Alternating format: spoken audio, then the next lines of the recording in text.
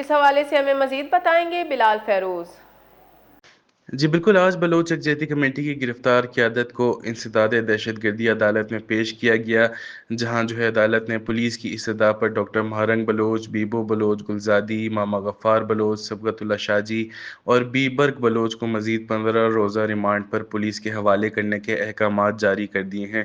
پیشی کے موقع پر ڈاکٹر مہرنگ بلوچ نے غیر رسمی گفتگو میں موقف اختیار کیا کہ جج نے عدالت کے بجائے اپنے چیمبر میں فیصلہ سنایا ہے اور صرف لکھا ہوا فیصلہ پڑھ کر سنایا، جبکہ انصاف کے تقاضے وہ پورے نہیں کیے جا رہے۔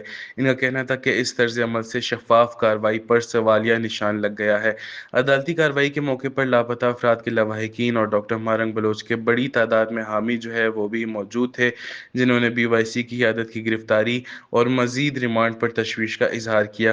پیشی کے دوران عدالت کے اطراف میں سیکیورٹی کے سخت انتظامات کیے گئے تھے اور کسی کو بھی اندر یا باہر جانے کی اجازت نہیں دی جا رہی تھی۔